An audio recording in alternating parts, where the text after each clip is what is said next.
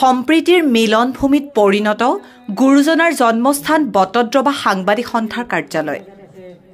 ত্যাগ, সংযম আৰু ভাতৃত্ববোধৰ প্ৰতীক পবিত্ৰ ৰমজান মাহ চলি আছে।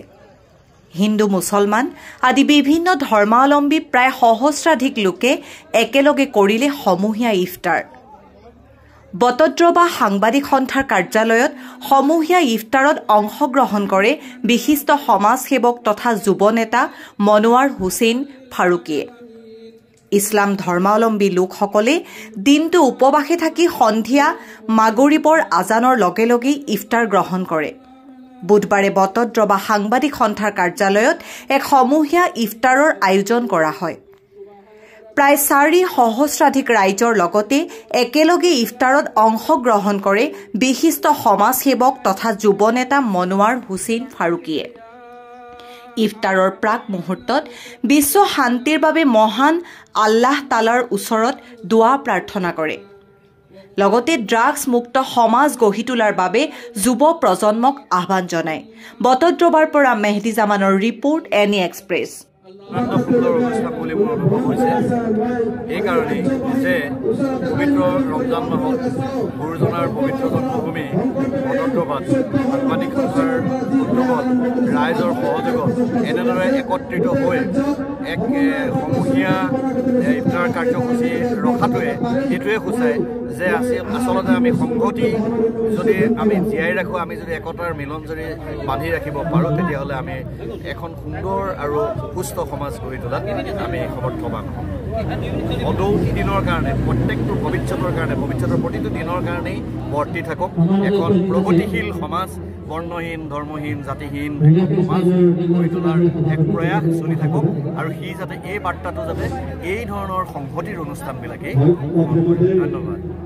আজি মই প্ৰথমতে কৈছোঁ যে আজিৰ এই পবিত্ৰ দিন, পবিত্ৰ মুহূৰ্ত, ৰমজানৰ এটা পবিত্ৰ দিন। এই দিনত আমি বটদ্ৰৱা সাংবাদিক সন্থাই যি ধৰণৰ এই আয়োজন কৰিছে, আহ্বান কৰিছে ৰাইজক, আজি বটদ্ৰৱাত সঁচাকৈ এটা প্ৰশংসনীয় দিন। আৰু আমি আমাৰ যি হিন্দু মুছলমান ভাতৃত্ববোধ, আমাৰ যি সংহতি, আমাৰ যি ঐক্য, একতা আমি যাতে আগুৱাই নিব পাৰোঁ, আমি যাতে সকলোৱে হিন্দু মুছলমানৰ মিলনস্থলী হিচাপে বটদ্ৰৱাক প্ৰতিষ্ঠা কৰিব পাৰোঁ আৰু বটদ্ৰৱাক গুৰুজনাৰ আদৰ্শৰ লক্ষ্যৰে যাতে আমি আগুৱাই নিব পাৰোঁ, সেইটো আমি কামনা কৰিছোঁ।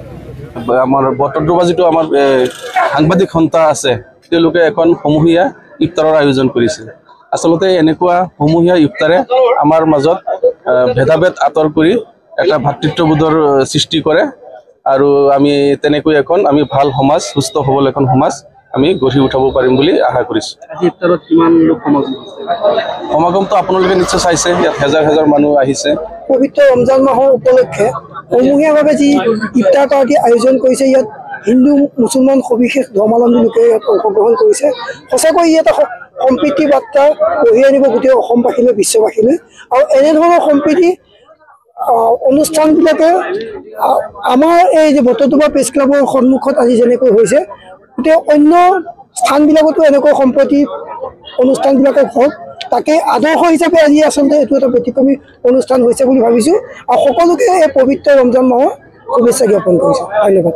মই প্ৰথমে ধন্যবাদ জ্ঞাপন কৰিছোঁ, কাৰণ বটদ্ৰৱা সাংবাদিক সন্থাই বিভিন্ন সময়ত ছাত্ৰ ছাত্ৰীৰ মাজতো কিছু তেওঁলোকে মেছেজ দিয়ে আৰু সমন্বয়ৰ যিটো ধাৰাবাহিকতা, বিহুৰ সময়ত তেওঁলোকে অনুষ্ঠান পাতে, যেনিবা ভোগালী অনুষ্ঠান এটা মাজতে গৈছে আৰু এতিয়া ৰমজান মাহত তেওঁলোকে ইফতাৰ পাৰ্টিৰ আয়োজন কৰিছে। এইটো যিটো নাই সমন্বয়ৰ ধাৰা, সমাজত যেনেকৈ সমন্বয়ৰ মানে ভাতৃত্ববোধ অক্ষুণ্ণ ৰাখিব লাগে, ভাতৃত্ববোধ ভাৱ জাগ্ৰত কৰি ৰাখিব লাগে, এইটো বটদ্ৰৱা প্ৰেছ ক্লাবে গোটেই অসমলৈ এটা সুন্দৰ মেছেজ দিছে এই পবিত্ৰ ৰমজান মাহত। গতিকে মই ৰমজান মাহৰ এই শুভক্ষণত বটদ্ৰৱা প্ৰেছ ক্লাবৰ সাংবাদিক সন্থালৈ মই অন্তৰৰ পৰা ধন্যবাদ, কৃতজ্ঞতা জ্ঞাপন কৰিছোঁ।